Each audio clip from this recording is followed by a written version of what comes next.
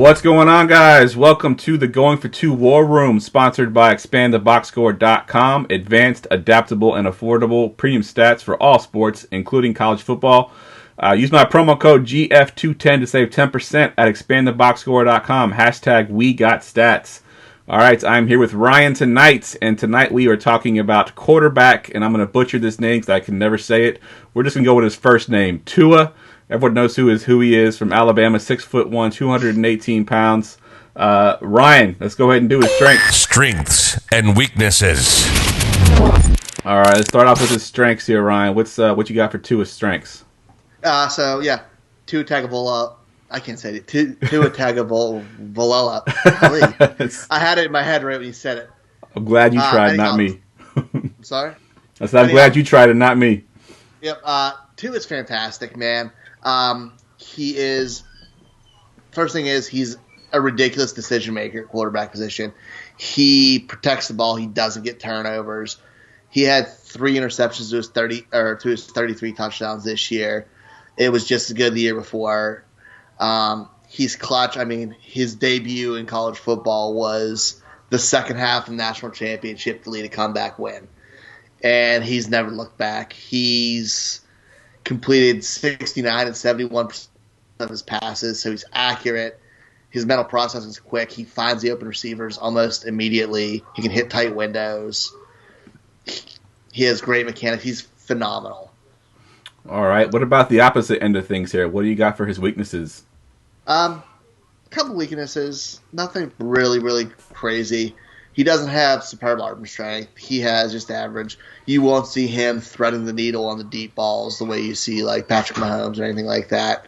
He's more of a finesse throw on the deep routes, and he doesn't really drive as much there. But he makes up for it on the rest of the field.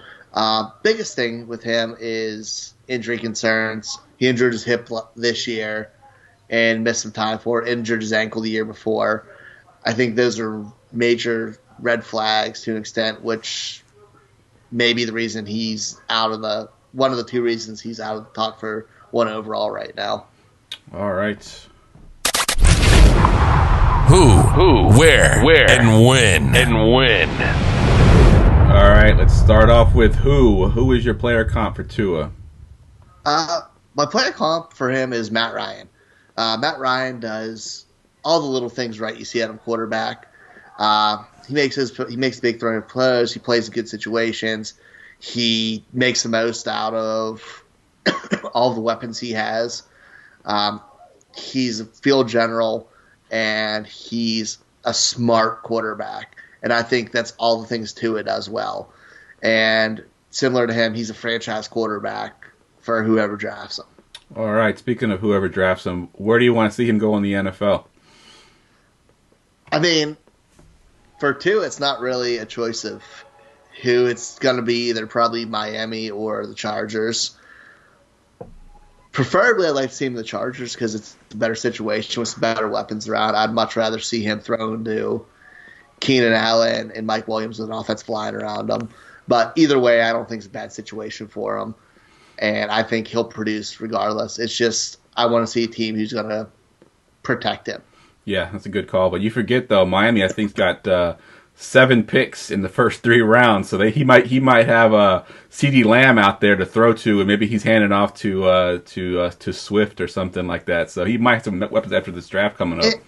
And in reality, Miami might be a pretty good situation for him. He does have those good young receivers. They have a quarterback in place to kind of let him sit, be healthy, and maybe get that a little bit more crisp, or get everything on a team that's more put together right away, so he's not just kind of thrown into the Lions like he would be for the Chargers. Good point. All right, let's go ahead and do win, but we're going to do win from a Superflex standpoint. If you're in Superflex leagues, where are you drafting Tua? Top 3. I think, unless you really need a running back, I think he's right behind Joe Burrow. He's the same class of quarterback. People are making a really big gap, trying to make a really big gap between these guys, when in all reality, they're right there. And he has that kind of talent where he's going to be an NFL starter and high-level starter for over a decade. Yeah, I think if you're able to draft him that high and then basically kind of expect to hold him for a year because you probably won't have him for this season. I think that top 3 is probably where I'd put him as well. All right, let's do the bottom line. The bottom line. All right, Ryan, what do you got for the bottom line for Tua? Bottom line, Tua, he's a franchise quarterback. He does everything well. He's phenomenal when it comes to making decisions, making throws. He is a tactician on short to medium range. I think he fits any offense you put him in. You may not want him kind of in like a Bruce Arians where he's throwing deep every single time and forcing it, but you have him in an offense where he is letting his receivers get open, doing quick routes, multiple schemes. I love him. I think he fits any team he goes to, and I think he'll be successful anywhere he goes. All right, good stuff. All right, that wraps up Tua Tagovailoa. That's how I'm going to say it. Hopefully that's the right way. I don't know if I butchered it or not, but we're going to go with that. For Ryan, I'm Jeff. We will see you next time.